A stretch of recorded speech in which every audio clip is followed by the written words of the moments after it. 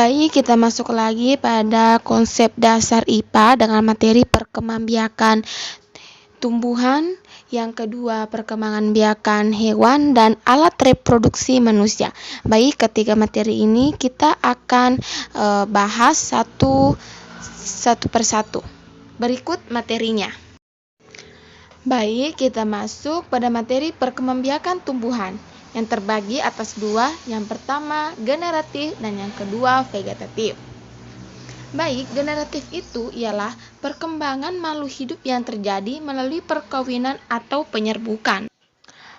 Secara generatif itu ialah yang dimaksud dengan perkawinan yaitu bertemunya sel jantan dengan sel betina sehingga nanti akan mengalami namanya penyerbukan. Itulah yang dimaksud dengan generatif. Yang kedua, secara vegetatif, yaitu perkembangbiakan makhluk hidup yang terjadi tanpa adanya perkawinan atau penyerbukan. Baik, yang pertama kita masuk dalam perkembangbiakan generatif. Perkembangan generatif ini melibatkan tumbuhan yang berbunga, sehingga akan terjadi namanya penyerbukan. Kalian tahu tidak apa sih itu penyerbukan? Penyerbukan itu adalah sel jantan dan sel betina saling bertemu sehingga menghasilkan pembuahan atau jatuhnya benang sari ke kepala butik. Baik, selanjutnya kita harus mengetahui terlebih dahulu bagian-bagian dari bunga. Bagian-bagian bunga itu ada mahkota, kepala sari, benang sari, kepala butik, tangkai butik, kelopak, dasar bunga, bakal biji, dan tangkai bunga. Itu merupakan bagian-bagian dari bunga, sehingga dengan itu mereka bisa melakukan namanya penyerbukan. Perkembangbiakan generatif adalah perkembangbiakan tumbuhan secara kawin. Pada bunga terdapat alat kelamin jantan dan alat kelamin betina yang disebut dengan benang sari dan putik. Tumbuhan yang berkembang biak dengan ciri itu adalah tumbuhan yang berbiji. Perkembangbiakan generatif pada tumbuhan terjadi melalui proses penyerbukan dan pembuahan. Meskipun dalam satu bunga terdapat benang sari dan putik, untuk melakukan penyerbukan tumbuhan, kita juga memerlukan bantuan perantara seperti angin, air, hewan, dan manusia, sehingga penyerbukan berjalan dengan baik. Setelah terjadi penyerbukan, serbuk sari yang menempel pada kepala butik akan masuk menuju ruang bakal biji. Di ruang bakal biji akan terjadi proses pembuahan. Pembuahan itu peleburan antara sel sperma yang ada pada serbuk sari dengan sel telur yang ada di ruang bakal biji. Pembuahan tersebut menghasilkan sigot. Kemudian sigot tersebut berkembang menjadi lembaga. Lembaga berkembang menjadi bakal biji berkembang menjadi bakal buah dan biji. Lembaga yang berada dalam biji merupakan calon tumbuhan baru. Bakal buah berkembang menjadi daging buah. Tumbuhan yang berkembang biak secara generatif adalah tumbuhan yang berbiji seperti jambu, padi, mangga, durian, dan lain-lain. Kita masuk kepada perkembangbiakan secara vegetatif. Perkembangan vegetatif terbagi atas dua. Yang pertama itu vegetatif alami dan yang kedua vegetatif buatan. Vegetatif alami itu merupakan proses perkembangbiakan tumbuhan secara vegetatif tanpa adanya bantuan manusia. Vegetatif alami terbagi atas beberapa bagian, yaitu yang pertama vegetatif alami dengan cara akar tinggal. Vegetatif alami dengan cara tinggal yaitu menggunakan batang yang tumbuh menjalar dalam tanah atau biasa disebut dengan akar tinggal. Contoh perkembangbiakan ini seperti jahe, lengkuas, kunyit, dan temulawak. Yang kedua, vegetatif alami dengan cara spora. Spora adalah inti sel yang berubah fungsi menjadi alat perkembangbiakan. Yang ketiga, vegetatif alami dengan cara umbi lapis. Umbi lapis adalah daun yang berlapis-lapis dengan tebal sehingga membentuk seperti. Yang keempat yaitu vegetatif alami dengan cara umbi batang. Adalah umbi batang yang tumbuh dalam tanah yang berfungsi untuk menyimpan cadangan makanan sehingga membentuk ubi. Setelah itu tunas bisa tumbuh dan membentuk tumbuhan baru, contohnya kentang dan ubi jalar. Yang kelima, vegetatif alami dengan cara umbi akar. Cara ini merupakan akar pada tanaman yang berkembang biak. Dengan umbi akar ini terjadi melalui tunas yang tumbuh dari bekas batangnya. Untuk mendapatkan tumbuhan baru, kita hanya perlu menanam bagian batangnya. Contohnya wortel, bengkuang, singkong, dan bunga dahlia.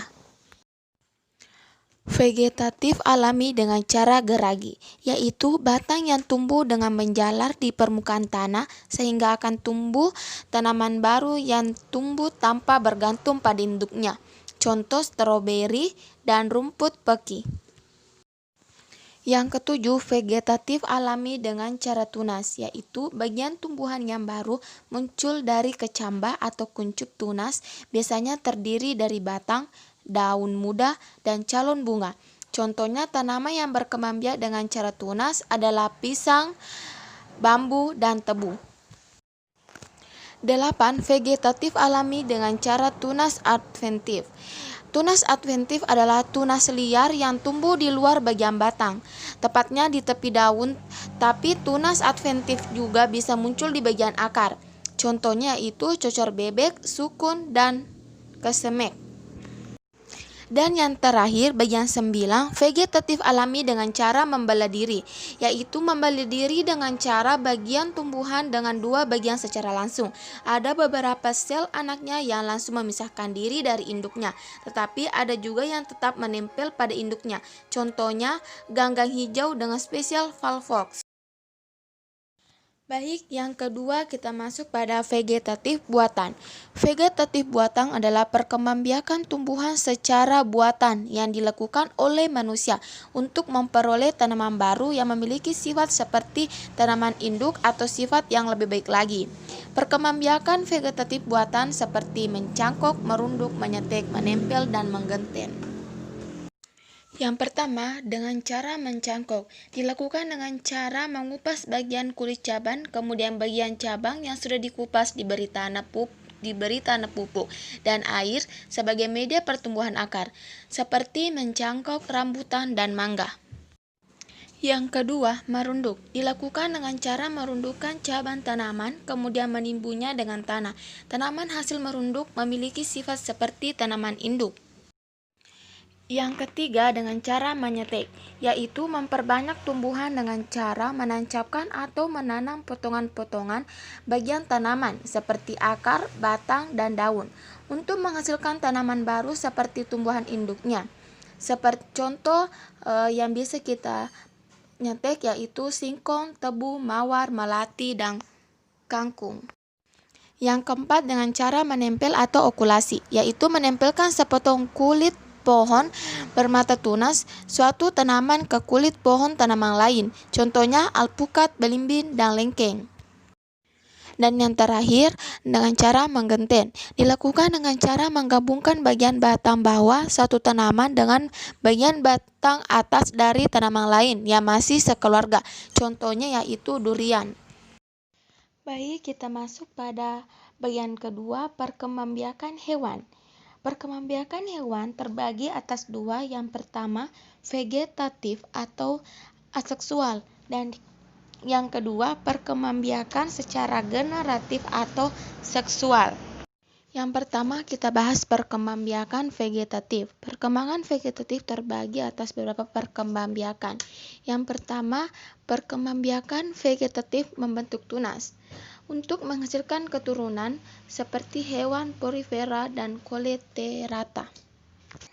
Perkembangbiakan vegetatif dengan fragmentasi, yaitu pematahan atau pemotongan tubuh induk menjadi dua bagian atau lebih. Selanjutnya dengan fragmentasi, yaitu setiap potongan tubuh induk membentuk tubuh lain yang tidak ada pada bagian tersebut.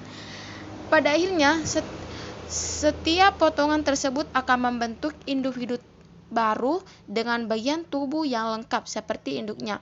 Contohnya pada hewan planari. Yang ketiga, partenogenesis, yaitu terjadi pada hewan lebah, semut, tawon, kutu daun, dan kutu air. Partenogenesis ialah perkembangbiakan individu baru dari sel telur tanpa proses pembuahan atau fertilisasi. Pada lebah, ovum yang akan dibuahi akan tumbuh dan berkembang menjadi lebah betina, sedangkan yang tidak dibuahi akan menjadi lebah jantan. Lebah betina bersifat steril yang memiliki tugas bekerja dalam koloni lebah, sedangkan lebah jantan bersifat fertil yang mampu menghasilkan sel kelamin untuk membuahi sel telur yang dihasilkan oleh lebah ratu. Lebah ratu adalah lebah yang menghasilkan telur-telur yang akan menjadi lebah betina dan lebah jantan. Yang kedua, perkembangbiakan secara generatif, di mana perkembangbiakan ini melalui proses perkawinan antara hewan jantan dan hewan betina. Melalui proses ini akan terjadi proses fertilisasi, yaitu proses peleburan inti sel sperma dan inti sel telur. Dalam proses ini akan menghasilkan sigot. Kemudian sigot akan berkembang menjadi embrio atau calon anak, dan embrio ini akan berkembang menjadi individu baru. Pada kelompok hewan, proses fertilisasi menjadi dua cara, yaitu fertilisasi internal dan eksternal. Berikut penjelasannya. Fertilisasi internal terjadi apabila proses peleburan antara inti sel telur dan inti sel sperma terjadi di dalam tubuh induk betina. Contohnya ayam, sapi, buaya, dan kura-kura. Yang kedua, fertilisasi eksternal terjadi apabila proses peleburan antara sel telur dan sel sperma terjadi di luar tubuh induk betina. Fertilisasi ini terjadi pada hewan yang hidup di perairan, misalnya ikan dan katak. Berdasarkan cara perkembangbiakan dan kelahiran embrionya, hewan yang berkembangbiak secara seksual dibagi menjadi tiga. Yang pertama vivipar, dan kedua ovipar, dan yang ketiga ovovivipar. Yang pertama itu vivipar, disebut juga dengan hewan melahirkan. Hewan ini memiliki embrio yang berkembang di dalam rahim induk betina dan akan dilahirkan pada saat umurnya sudah mencukupi. Embrio akan memperoleh nutrisi pada induk melalui perantara plasenta. Contohnya kucing, gajah, badak, sapi, kerbau, kambing, babi, dan paus. Yang kedua, ovipar. Ovipar disebut juga hewan bertelur. Hewan ini embrionya berkembang di dalam telur. Telur ini akan dikeluarkan dari tubuh induk betina. Contoh hewan ovipar yaitu ayam, cicak, burung elang, katak, itik, dan ikan mujair. Yang ketiga, ovovivipar. Ovovivipar disebut juga hewan bertelur dan melahirkan.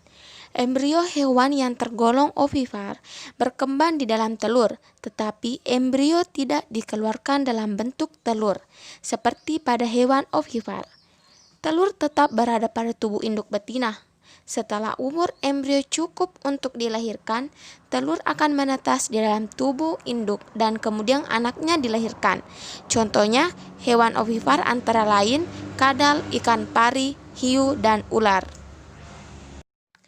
Setiap hewan memiliki tahap perkembangan hidup yang dimulai dari perkembangan embrio, proses kelahiran, perkembangan hewan menuju kedewasaan, perkembangbiakan, dan mengalami kematian. Pada beberapa jenis hewan telur akan berkembang menjadi hewan muda yang memiliki struktur organ mirip dengan hewan dewasa atau imago. Selama berkembang menuju kedewasaan, hewan muda tidak hanya mengalami perubahan pada struktur dan fungsi organ tubuh. Selama berkembang, hewan muda hanya mengalami pertumbuhan ukuran sehingga lebih besar. Perkembangan hewan tersebut disebut dengan perkembangan langsung. Baik, masuk pada materi terakhir yaitu alat reproduksi manusia. Alat reproduksi manusia terbagi atas dua. Yang pertama, alat reproduksi pria dan alat reproduksi wanita. Bagian pertama pada alat reproduksi pria yaitu penis. Penis merupakan bagian luar organ reproduksi laki-laki yang berfungsi sebagai saluran kencing atau urin dan saluran sperma. Bagian kedua yaitu skrotum. Bagian seperti kantong yang di dalamnya terdapat testis yang berfungsi untuk menjaga untuk produksi sperma. Bagian ketiga yaitu testis. Bagian bentuk bulat telur yang tersimpan dalam skrotum yang berfungsi untuk memproduksi sperma dan hormon testosteron. Bagian keempat yaitu epidimis, yaitu saluran yang keluar dari testis yang berbentuk seperti tanda koma dengan ukuran kurang lebih 4 cm yang berfungsi sebagai tempat penyimpanan dan pematangan sperma sementara. Selanjutnya yaitu vas deferens, yaitu saluran yang mengarah ke atas dan merupakan lanjutan dari epidimis yang berfungsi menghubungkan epidimis dengan uretra. Uretra ialah saluran yang terdapat dalam penis, merupakan akhir dari saluran reproduksi yang berfungsi sebagai saluran keluarnya sperma atau urin. Bagian selanjutnya yaitu vesikula seminalis, yaitu bagian yang berbentuk seperti kantong kecil yang berukuran kurang lebih 5 cm yang terletak di belakang kantong kemih yang berfungsi menghasilkan zat-zat yang diperlukan untuk perkembangan sperma. Bagian selanjutnya itu kelenjar prostat, bagian yang berbentuk seperti kue donat yang terletak di bawah kantong kemih yang berfungsi menghasilkan cairan bersifat asam. Dan bagian terakhir yaitu kelenjar Cooper, bagian yang berbentuk seperti kacang yang terletak di bawah kelenjar prostat yang berfungsi menghasilkan lendir dan cairan bersifat basah. Alat reproduksi wanita yang pertama ovarium. Ovarium merupakan struktur berbentuk sel telur yang berjumlah 2 buah terletak samping kanan dan kiri yang berfungsi menghasilkan sel telur atau ovum. Yang kedua yaitu tuba fallopi. Ialah saluran yang panjangnya kurang lebih yang menghubungkan ovarium dengan rahim. Bagian ketiga yaitu infundibulum, yaitu struktur yang berbentuk corong dan merupakan ujung dari tuba fallopi. Yang keempat, uterus atau rahim merupakan struktur seperti buah pir yang berfungsi sebagai tempat berkembangnya janin selama kehamilan. Yang kelima, endometrium merupakan lapisan yang membatasi rongga rahim dan meluruh saat menstruasi. Selanjutnya vagina. Vagina ialah saluran yang menghubungkan lingkaran luar dengan rahim, saluran yang mengalirnya darah menstruasi dan saluran keluarnya bayi. Dan yang terakhir yaitu serviks, yaitu struktur rahim bagian bawah yang menjepit dan membuka ke arah vagina. Itulah penjelasan materi mengenai perkembangbiakan tumbuhan, perkembangbiakan hewan, dan alat reproduksi manusia. Sekian dari saya. Assalamualaikum warahmatullahi wabarakatuh.